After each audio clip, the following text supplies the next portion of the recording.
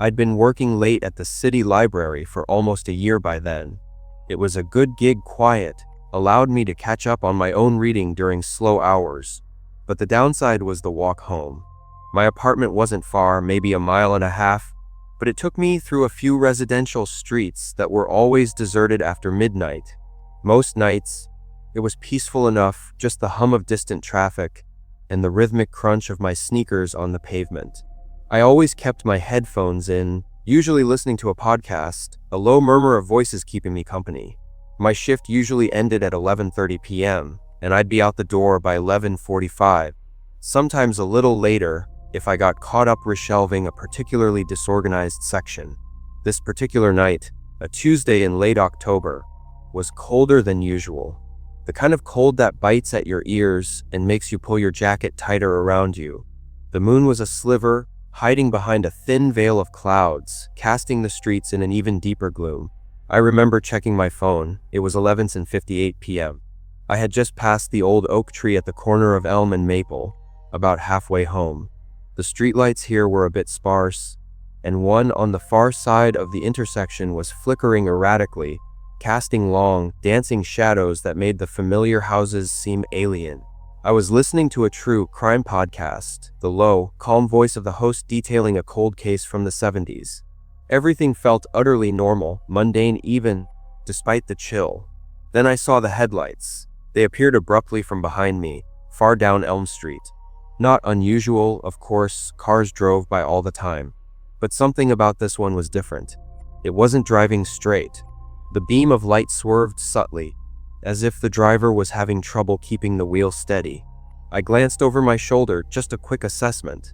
It was an older model sedan, dark-colored, hard to tell the exact make in the dim light. As it got closer, the erratic movement became more pronounced. It would drift towards the curb, then sharply correct, then drift towards the center line. My first thought was drunk driver. A wave of unease washed over me. I picked up my pace slightly, wanting to get off the street before it reached me. The car was now just a block behind me, its headlights illuminating my shadow stretched long before me. The swerving continued, a hypnotic, unsettling dance. I could hear the rumble of its engine now, a low growl that seemed to vibrate in the cold air. I tried to ignore it, focusing on the podcast, on the familiar rhythm of my steps. But the car wasn't passing. It was slowing down, matching my pace. My heart gave a little lurch. This was no longer just an erratic driver. This was something intentional. I risked another quick glance over my shoulder. The car was maybe 50 feet behind me now, moving at a snail's pace. The windows were tinted, and I couldn't make out anyone inside. Just the dark silhouette of the car, crawling along, shadowing me. My palms started to sweat despite the cold. I pulled my headphones out, the sudden silence of the street amplifying the low thrum of the engine behind me. The car was still there, a constant presence. I felt a prickle of fear, a cold knot forming in my stomach. Was someone playing a sick joke? Or was it something worse?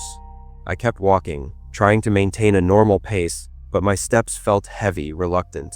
The street was completely empty, not another soul, not another car. It was just me and this dark, slow, moving vehicle. Every fiber of my being screamed at me to run, but a strange paralysis held me, a fear of provoking whatever was in that car. I tried to rationalize it. Maybe they were looking for an address lost. But the way it matched my pace, the persistent lingering, it felt predatory. I was approaching the final turn, onto my own street, Juniper Lane. It was a short street, ending in a cul-de-sac where my apartment complex was. My building was the last one on the right. If I could just make it around that corner, I felt like I'd be a little safer. Maybe. I pushed myself, walking faster, trying to make it look casual. The car responded, subtly increasing its speed, keeping the exact same distance behind me. My breath hitched in my throat. This was no coincidence. As I reached the corner, I didn't hesitate. I rounded it sharply, almost jogging now. The car followed, its headlights swinging wide to illuminate the start of Juniper Lane. My apartment complex was just ahead, the welcoming glow of its exterior lights a beacon. I fumbled for my keys in my pocket, my fingers trembling slightly. I could hear the car getting closer now, its engine revving a little louder. My heart hammered against my ribs. I felt a surge of adrenaline, a desperate need to get inside, to lock the door. I was almost at my building's entrance. Just a few more yards. I could hear the car braking hard behind me. A sudden, chilling thought flashed through my mind. What if it stops, and someone gets out? I didn't look back. I jammed my key into the lock, pushing the heavy door open and practically falling inside. I slammed the door shut behind me, the sound echoing in the small lobby. My breath was coming in ragged gasps. I leaned against the door, pressing my ear to it, straining to hear. For a moment, there was nothing. Then, I heard it, the distinct sound of tires squealing as the car accelerated rapidly away, the roar of its engine fading into the distance.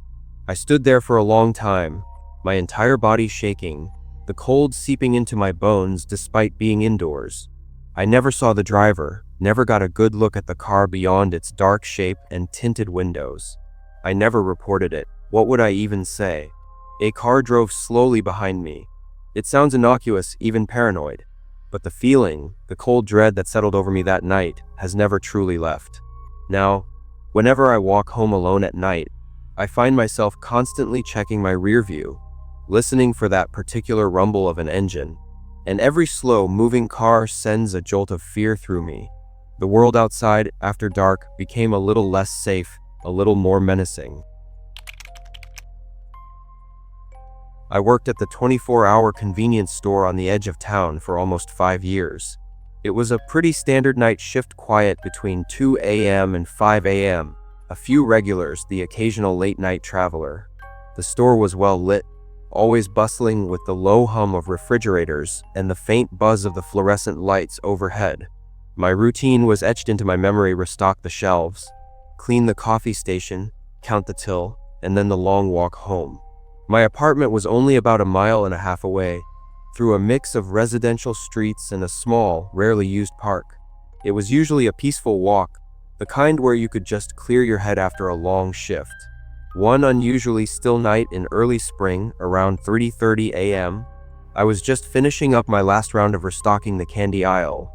The store was completely empty. No customers, no cars pulling up outside. Just the familiar sounds of the building. I remember checking my watch, 3:32 a.m. I was looking forward to getting home, maybe catching an hour of a show before trying to sleep. As I reached for a box of chocolate bars on the top shelf, my eyes drifted towards the store's front windows, which faced the main road.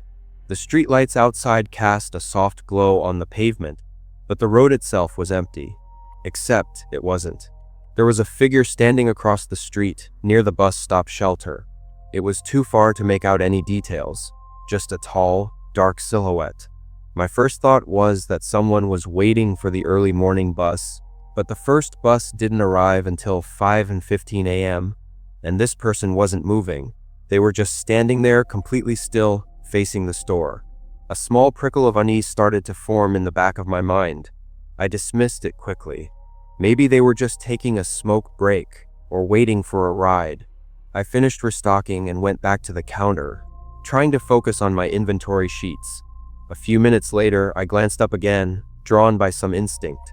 The figure was still there, in the exact same spot. Still perfectly motionless, still facing the store. It felt odd. Very odd. I started to feel a distinct chill, despite the warm air of the store. I told myself it was nothing, just someone loitering. But the stillness was what got me, like a statue. I tried to convince myself I was being paranoid, but the feeling persisted, a cold, creeping sensation that I was being watched. I decided to try to get a better look. I walked over to the windows, pretending to check something on a display near the glass. I peered out, trying to focus my eyes through the slight glare. The figure was tall and slender, dressed in dark clothing, still completely motionless.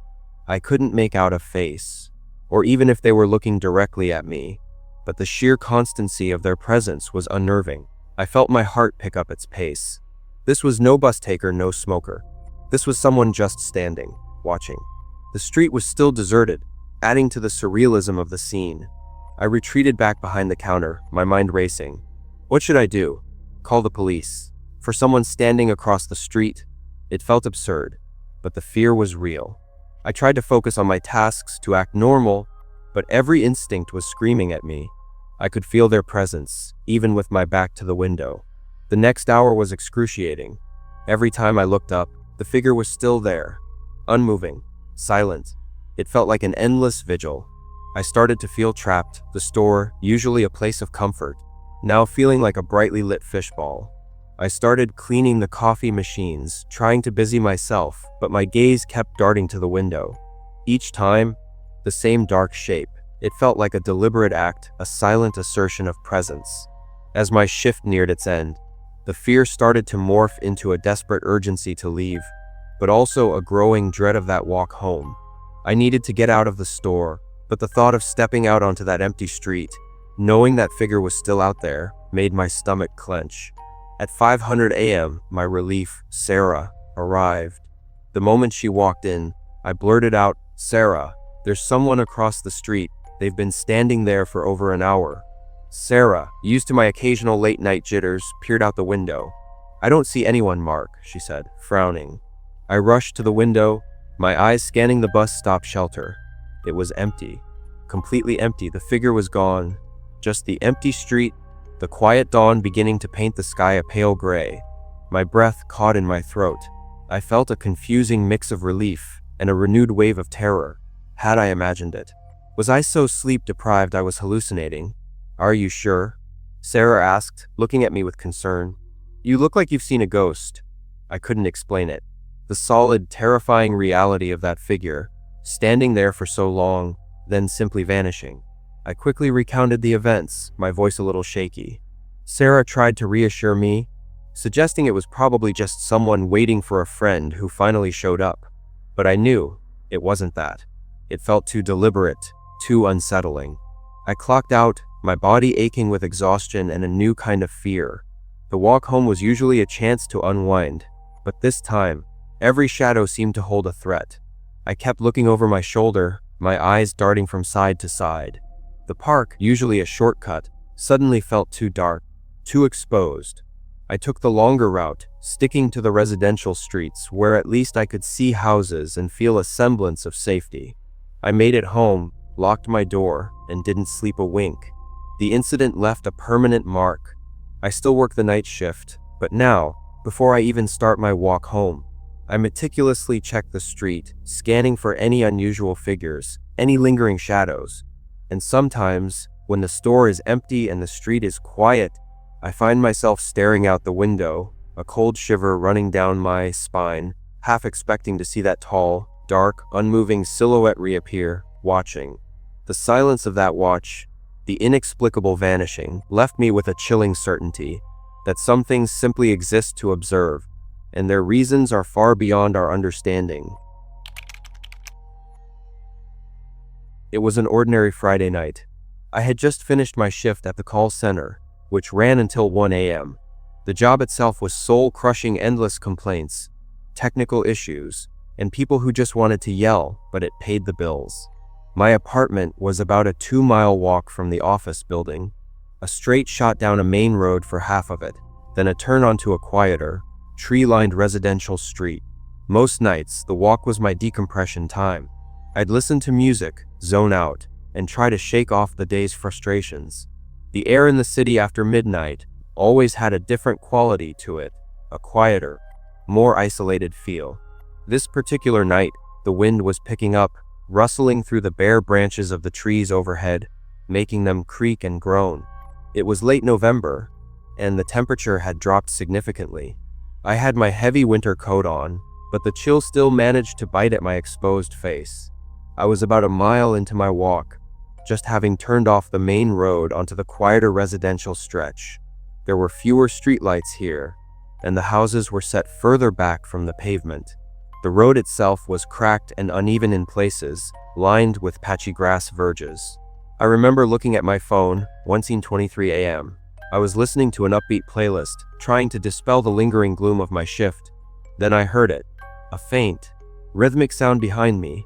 Not the wind, not my own footsteps. It was a distinct soft thump, thump, thump, like heavy boots on pavement. My music was fairly loud, so I initially dismissed it as part of the song, or just my imagination playing tricks. But then it continued, steady and unwavering, perfectly synchronized with my own pace. I felt a sudden, inexplicable jolt of awareness, a cold wave washing over me. I slowed my pace slightly, almost imperceptibly, just to see if the sound would change. It did. The thump, thump, thump behind me also slowed, maintaining the exact same distance. My heart began to pound, a frantic drum against my ribs. I pulled out my headphones, the sudden silence of the night amplifying the sound behind me. It was undeniably there. Footsteps. Heavy, deliberate, and undeniably following me. I didn't dare look back immediately. My mind raced, trying to find a rational explanation. Another late-night walker. Unlikely, given the hour and the deserted street. A neighbor. Also unlikely, and the footsteps sounded too heavy, too consistent. A cold dread started to creep up my spine. The rustling leaves and creaking branches, which moments before had been atmospheric, now sounded ominous, like whispering warnings. I started to walk faster, my pace quickening from a brisk walk to almost a jog. The footsteps behind me quickened too, a relentless, mirroring rhythm. I could feel the hair on the back of my neck standing on end. The sound wasn't getting closer, but it wasn't getting further away either. It was just there, a constant, unnerving presence. I glanced quickly over my shoulder, a frantic, darting movement. The street was dark, but I could just make out a vague, tall silhouette about 20 feet behind me. It was indistinct, a deeper shadow against the already dark night. No discerning features, no movement beyond the rhythmic advancement. It was just a dark mass, pursuing. Panic began to set in. My breath came in short, ragged gasps. I was less than half a mile from my apartment now, but it felt like an insurmountable distance. I started to run, a full-blown sprint, my keys digging into my palm. The footsteps behind me changed, too. The thump, thump, thump became faster, more urgent, a relentless pursuit. I could hear my own heart hammering, the blood rushing in my ears, but above it all, the terrifying, unwavering sound of the other footsteps. They were getting louder now, closer. I felt a surge of pure, primal fear. What if I wasn't fast enough? What if they caught me? I veered sharply towards the side of the road, scrambling up a small embankment and cutting across someone's front lawn, hoping the uneven terrain would slow my pursuer. I stumbled, almost falling, but forced myself back up, gasping for air. The footsteps, to my horror, followed, crashing through the bushes at the edge of the lawn, just as fast, just as close. My apartment building was now in sight, its familiar yellow brick a desperate beacon in the darkness. I could see the light in my own living room window, a faint, comforting glow I'd left on for myself. I didn't stop, didn't look back again. I just ran, fueled by an adrenaline-fueled terror I'd never known. I reached the entrance to my building, fumbled with shaking hands for my keys, and jammed the right one into the lock. The door swung open, and I practically threw myself inside, slamming it shut and twisting the deadbolt with all my might. I leaned against the door, my chest heaving, listening, straining for any sound from outside. For a long, agonizing moment, there was nothing but the sound of my own ragged breathing. Then, I heard it. A single, heavy thump directly outside my door, followed by a low, guttural sigh that seemed to vibrate through the wood. And then, silence. A profound, echoing silence that felt even more terrifying than the pursuit. I never went out alone after midnight again for a long time. I started taking taxis, even for that short distance. I never saw who or what it was.